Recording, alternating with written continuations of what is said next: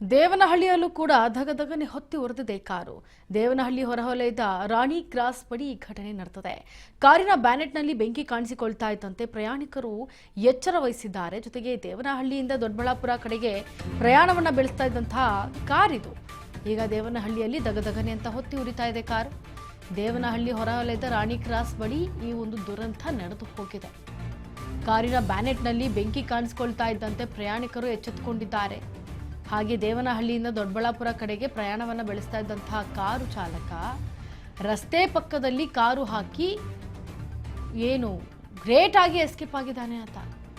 ಆದರೂ ಕೂಡ ಆ 3 ಜನ ಪ್ರಯಾಣಿಕರು ಎಸ್ಕೇಪ್ ಆಗಿರೋದು. ಲಕ್ಷಾಂತರ ರೂಪಾಯಿ ಬೆಲೆ ಬಾಳುವಂತಹ ಸ್ಕೋಡಾ ಕಂಪನಿಯ ಕಾರು ಈಗ ಬೆಂಕಿಗೆ ಆಹುತಿ ಆಗಿರೋದನ್ನು ಗಮನಿಸ್ತಾ ಇದ್ದೀರ ದೃಶ್ಯಾವಳಿಗಳಲ್ಲಿ. ದೇವನಹಳ್ಳಿ ಟು ದೊಡ್ಡಬಳ್ಳಾಪುರ ರಾಷ್ಟ್ರೀಯ ಹೆದ್ದಾರಿಯಲ್ಲಿ, ಅದು ಕೂಡ 648ರಲ್ಲಿ, ರಾಷ್ಟ್ರೀಯ ಹೆದ್ದಾರಿ 648ರಲ್ಲಿ ಘಟನೆ ನಡೆದಿರೋದು. ಅಗ್ನಿಶಾಮಕ ಸಿಬ್ಬಂದಿಯಿಂದ ಬೆಂಕಿ ನಂದಿಸುವಂತಹ ಕಾರ್ಯ ನಡೀತಾ ಇದೆ.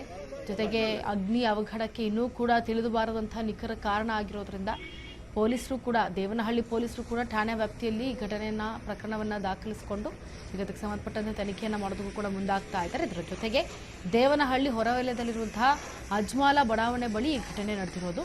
ಬೆಂಗಳೂರು ಗ್ರಾಮಾಂತರ ಜಿಲ್ಲೆ ದೇವನಹಳ್ಳಿ ಅಜ್ಮಲ ಬಡಾವಣೆ ಹತ್ರ ಈ ಒಂದು ಕಾರು ದಗದಗನೆ ಹೊತ್ತಿ ಉರಿತಾ ಇರೋದನ್ನು ಗಮನಿಸಬಹುದು. ಆದರೆ ಏನು ಮಾಹಿತಿ ತಿಳಿತಾ ಇದ್ದಂತೆ ಅಗ್ನಿಶಾಮಕ ದಳದವರು ಸ್ಥಳಕ್ಕೆ ಆಗಮಿಸಿ ಆ ಒಂದು ಬೆಂಕಿಯನ್ನು ನಂದಿಸುವಲ್ಲಿ ಯಶಸ್ವಿಯಾಗಿದ್ದಾರೆ.